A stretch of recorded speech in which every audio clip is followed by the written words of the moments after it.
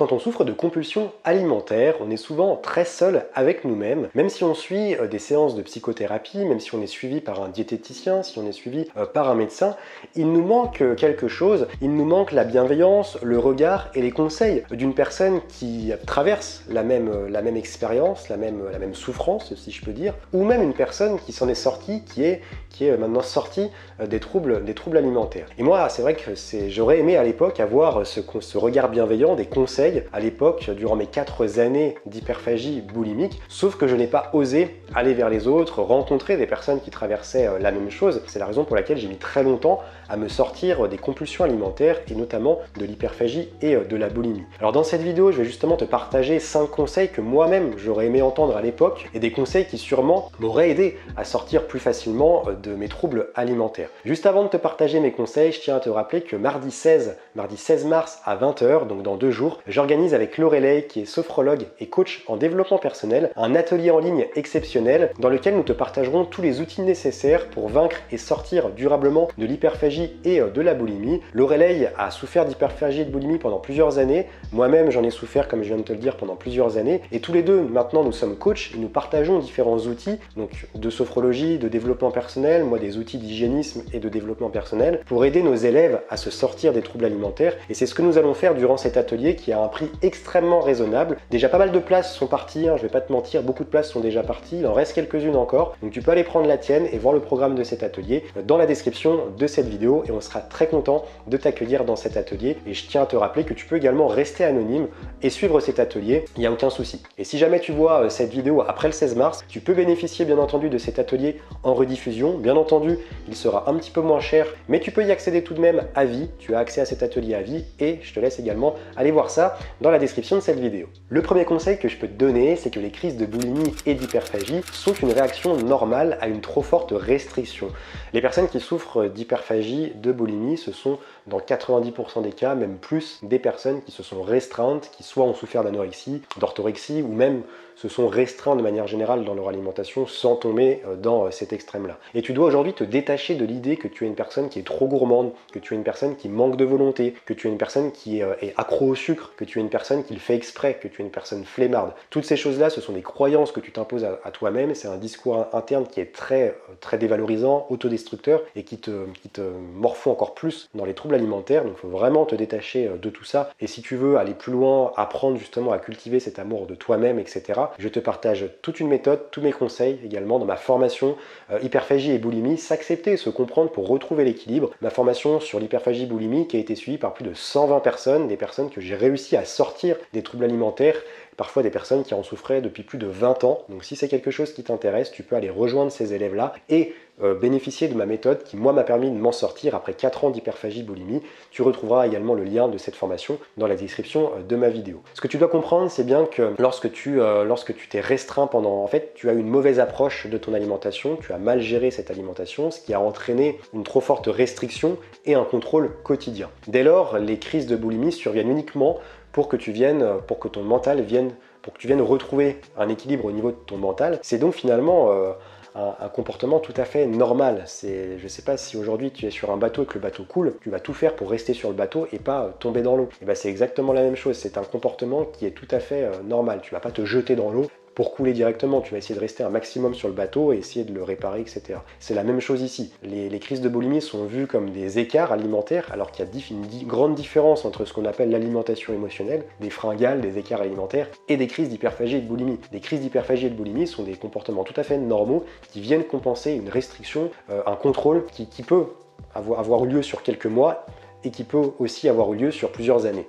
Mon deuxième conseil que j'ai à te donner aujourd'hui, c'est que ta prise de poids n'est que passagère. Là, je m'adresse aux personnes qui souffrent de crise de boulimie, qui souffrent d'hyperphagie ou qui souffrent d'hyperphagie boulimique, comme ça a été mon cas pendant 4 années, pendant de nombreuses années. Forcément que j'ai eu énormément de variations au niveau de mon poids. Les moments où je prenais beaucoup de poids, alors j'ai la chance entre guillemets, parce que ça m'impacte de manière différente, mais je prends pas beaucoup de poids, même lorsque je mange en quantité, mais ça impacte mon système nerveux, ça impacte mon système digestif, donc c'est pas forcément mieux. En fait, ce qui fait grossir, c'est que ce qui va faire grossir, c'est le fait de manger de grosses quantités sur une courte période de temps et de culpabiliser. Si tu manges sur une courte période beaucoup de choses, voilà, tu manges en quantité sur une courte période, ça ne va pas avoir d'impact si tu es OK avec ça. Ça va avoir très peu d'impact. Ton corps va savoir tout simplement que c'est un écart et il va être OK avec ça, il va revenir à son équilibre très rapidement. En fait, ce qui fait grossir tout simplement les personnes qui grignotent toute la journée, mais c'est pas forcément de l'hyperphagie, c'est pas des grosses crises d'hyperphagie, des personnes qui ont juste de mauvaises habitudes alimentaires ont plus de risques de grossir sur le long terme qu'une personne qui fait de l'hyperphagie, qui va avoir des crises, quelques crises dans la semaine, ou même si c'est tous les jours sur une courte période, mais des crises intenses jusqu'à se remplir. Le corps, lui, va savoir que c'est une crise, que c'est pas un comportement normal, que c'est pas de la nourriture qui va lui servir, qu'il va pouvoir réutiliser, que c'est uniquement pour combler des émotions, et donc il va l'évacuer rapidement. Même si derrière tu n'as pas un comportement compensatoire, que tu vas pas forcément faire du sport, te faire vomir, prendre des médicaments. Le corps va le faire lui-même. Et d'ailleurs, ce que je voudrais te dire, c'est que les personnes qui souffrent, alors je t'en reparlerai tout à l'heure, mais les personnes qui souffrent d'hyperphagie sans éléments compensatoires ont plus de chances de s'en sortir rapidement que les personnes qui font de l'hyperphagie boulimique. Mais ça, je t'expliquerai pourquoi juste après. Donc il faut vraiment que tu aies conscience que si tu es OK avec ça, il faut vraiment que tu accueilles les crises un maximum, que tu te dises qu'elles font partie de ton chemin, de ta progression. Et je te remets une vidéo qui s'affichera soit à droite, soit à gauche de ton écran en haut. Comment justement faire la paix avec son poids. Je t'en avais parlé dans une vidéo, je t'avais partagé une vidéo de 13-14 minutes, donc je t'invite à aller la revoir si tu veux aller plus en profondeur sur ce sujet. Ce que tu dois bien retenir, c'est que le processus d'homéostasie, c'est-à-dire que lorsque tous les liquides de ton corps reviennent, essaye de garder un équilibre, c'est une théorie de naturaux que l'on utilise régulièrement. De toute façon, tout est fait pour que l'on reste à l'homéostasie de notre corps, c'est que le corps cherche toujours à rester à son équilibre, il va toujours essayer de garder la même température corporelle, d'éliminer rapidement les toxines qui peuvent venir l'encombrer. Et ça, c'est ce qu'on appelle l'homéostasie, c'est que le corps ne va pas... son but à lui, c'est pas de rester malade, il va tout faire pour enclencher des processus qui vont être là pour te protéger et retrouver l'équilibre. Et dans le cas de l'alimentation, dans le cas du poids surtout, c'est la même chose. Ton corps va tout faire pour que tu reviennes à ton poids de forme, parce qu'il sait très bien que ton corps, ce poids de forme, c'est ce qui va te permettre d'être en bonne santé, d'être en bonne santé mentale, d'être en bonne santé physique, et de pouvoir concrétiser tes projets dans ta vie.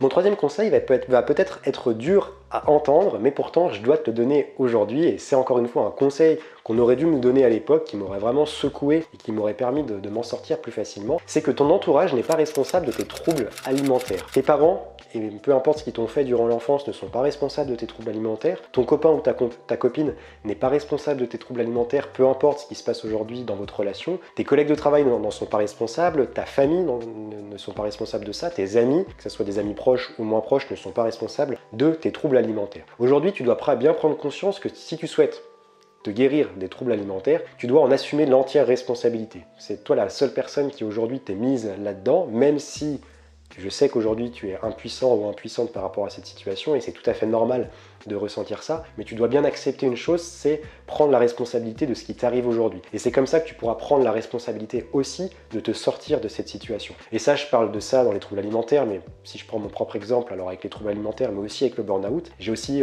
assumé le fait que je m'étais mis dans cette galère, que j'avais programmé mon corps pour qu'il souffre d'épuisement, pour qu'un jour il n'en puisse plus et qu'il ne puisse plus du tout me supporter. Et j'en suis l'entière responsable. C'est moi qui ai fait la fête, c'est moi qui n'ai pas pris soin de mon corps, c'est moi qui ai stressé constamment et c'est moi qui me suis mis dans cette situation. Et en contrepartie, c'est aussi moi qui ai décidé de tout faire pour me sortir de cette situation, pour ne pas revivre un second burn-out et pour faire aujourd'hui de ma vie, pour faire de la santé un pilier de ma vie, pour me sentir bien aujourd'hui au quotidien. Je n'aime pas être fatigué, je n'aime pas ressentir les symptômes que j'ai sentis durant l'épuisement, et du coup, j'en ai assumé l'entière responsabilité. Et c'est ce que tu dois faire si aujourd'hui tu souhaites remplacer cette culpabilité qui est le moteur même des crises d'hyperphagie et de boulimie, qui est aussi le moteur de l'anorexie, mais surtout de l'hyperphagie et de la boulimie. Si tu souhaites transformer cette culpabilité en responsabilité, tu dois déjà assumer l'entière responsabilité de tes troubles alimentaires, assumer le fait que c'est toi-même qui te déclenche ça et que c'est toi-même qui est dans cette situation, ce n'est pas la faute des autres. Mon quatrième conseil, c'est que tu as le droit de culpabiliser. Ça peut paraître un peu contradictoire par rapport à ce que je viens de te dire précédemment, en te disant qu'en étant responsable, tu vas effacer petit à petit cette culpabilité. Mais avant même de passer d'être responsable, d'aller vers cette responsabilité-là, tu dois accepter la culpabilité. Si tu souhaites être responsable justement et agir vers ta guérison, tu dois accueillir toutes tes émotions, et la culpabilité est une émotion que tu dois accueillir, ça fait partie du processus de guérison. Aujourd'hui, si tu souhaites développer l'amour envers toi-même, quelque chose qui est extrêmement important, si tu souhaites sortir des troubles alimentaires, tu dois Tu dois accepter que tu fasses des écarts, que tu ne respectes pas forcément ton plan alimentaire, que tu n'écoutes pas toujours tes besoins et que du coup tu dois accepter ça, et c'est de cette manière que tu arriveras à transformer la culpabilité en responsabilité. Garde bien en tête que face à tous les conditionnements aujourd'hui, à cause de tout, de la culture diète, des régimes healthy, il est normal aujourd'hui de ressentir de la culpabilité. Même une personne qui aujourd'hui ne souffre pas de troubles alimentaires, mais qui veille un peu à manger correctement, etc., ressent énormément de culpabilité dès lors qu'elle va aller faire un écart, commander une pizza, manger un peu plus en vacances, manger un peu plus lorsqu'elle est avec ses amis. Elle va ressentir cette culpabilité parce que cette omniprésence de la culture diète, des codes sociaux, du corps de la femme, etc. Je pourrais partir dans un débat beaucoup plus profond, mais je pense que tu as compris. C'est normal aujourd'hui de ressentir de la culpabilité, d'autant plus si tu souffres de troubles alimentaires. En revanche, tu dois bien veiller à transformer cette culpabilité. Il ne faut pas rester dans cette culpabilité, il faut bien la transformer un maximum en responsabilité ou en amour de toi, en confiance, pour que tu en fasses un moteur et non une barrière, que tu puisses transformer cette culpabilité en un moteur qui va te permettre de sortir des troubles alimentaires. Je te donne un exemple un peu différent, mais moi pendant longtemps j'ai eu beaucoup de colère, beaucoup de haine à cause de ma blessure d'injustice qui est activée en moi. Et cette colère, cette haine aujourd'hui, je l'ai transformée en détermination, en motivation, en énergie. Ça me permet aujourd'hui de pallier mon manque, de pallier parfois ma fatigue, mon manque de motivation. Cette colère, cette haine, je l'ai transformée et je m'en sers dans mes projets, je m'en sers dans mes relations pour justement avoir des relations de meilleure qualité, pour développer un projet, une entreprise qui marche, je m'en sers et au lieu que cette émotion me bouffe de l'intérieur, je la mets au service de ma vie en fait et c'est beaucoup plus intéressant pour toi comme pour moi. Mon cinquième et mon dernier conseil, c'est que parler de tes troubles alimentaires enclenche le processus de pardon et du coup va enclencher aussi ce processus de guérison parce que pour guérir, il faut savoir se pardonner. Il faut accepter et il faut savoir ensuite se pardonner. Donc c'est vrai que le fait d'en parler autour de toi va permettre de te sortir de ce comportement autodestructeur et va te permettre de te pardonner envers toi-même pour ce comportement autodestructeur que tu as envers toi-même lorsque tu fais des crises d'hyperphagie et de boulimie, lorsque tu prives ton corps de nourriture dans le cas de l'anorexie ou de l'orthorexie. Tu le sais, on est conscient de ce que l'on fait, on n'est pas forcément conscient de l'image que l'on renvoie de nous-mêmes, on a l'impression que c'est quelqu'un d'autre qui est dans notre corps, mais en revanche on est conscient de ce que l'on fait, on est conscient de se priver, on est conscient de se lâcher trop sur la nourriture et on sait au fond de nous qu'il y a un problème. Je pense que c'est pour ça aussi que la plupart des personnes qui souffrent de troubles alimentaires arrivent finalement à s'en sortir un jour ou l'autre. Donc veille à en parler à quelqu'un de proche, vraiment quelqu'un de proche autour de toi, et ça va permettre d'estomper progressivement le sentiment de culpabilité, de dégoût, de honte que tu as lorsque tu fais des crises d'hyperphagie. Le fait de verbaliser ça, d'en parler à une personne qui compte pour toi, ça va permettre d'estomper ces émotions, parce que la personne va te poser des questions, va essayer de comprendre, va essayer de se mettre à ta place, si c'est vraiment quelqu'un de proche, cette personne va essayer de comprendre et de se mettre à ta place, de savoir vraiment, d'essayer de ressentir ce que tu peux ressentir, les émotions douloureuses que tu peux ressentir, et du coup tu vas te sentir un petit peu épaulé, tu vas vraiment sentir une béquille autour de toi, mais vraiment veille à en parler à quelqu'un de proche, parce que si c'est quelqu'un qui n'est pas suffisamment proche, tu risques de ressentir encore plus de dégoût, de honte et de culpabilité, ça va accentuer encore plus les crises, parce que ces émotions-là vont se multiplier tout simplement, vont être beaucoup plus intenses. Si tu souhaites avoir davantage de conseils, si aujourd'hui tu es concerné par l'hyperphagie et la boulimie, notamment des conseils de personnes qui sont passées par là, qui s'en sont sorties grâce à des outils concrets, grâce à un accompagnement et grâce à un état d'esprit qui a favorisé cette sortie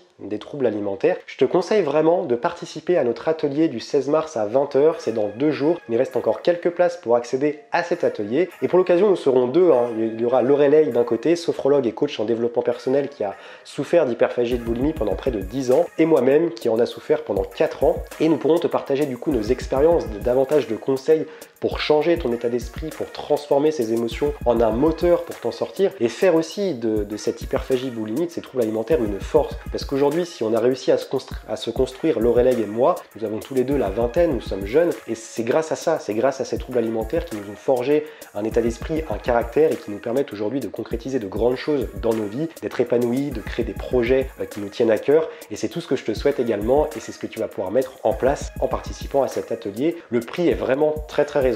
En plus, On a mis la possibilité de payer en 2 fois, donc vraiment, il n'y a pas d'excuse si aujourd'hui tu veux vraiment t'en sortir. Et si tu regardes encore une fois cette vidéo après le 16 mars, tu peux accéder à cet atelier en rediffusion. Tu pourras juste ne pas y participer. Tu pourras pas y participer tout simplement. C'est la raison pour laquelle l'atelier est un petit peu moins cher en rediffusion si tu souhaites y accéder après le 16 mars. Donc si tu souhaites prendre ta place ou accéder à la rediffusion, tout est disponible dans la description de cette vidéo. Nous sommes vraiment heureux de faire cet atelier ensemble et de pouvoir t'aider. Je te laisse mettre ton pouce bleu, je te laisse t'abonner à Terrain Bien-être. Merci beaucoup pour ta fidélité à cette chaîne. N'hésite pas à me dire dans les commentaires si les troubles alimentaires sont un sujet qui t'intéresse, que tu souhaites voir davantage de vidéos sur ce sujet. D'ici là, prends soin de toi, à mardi 20 h, et d'ici là, reste vert.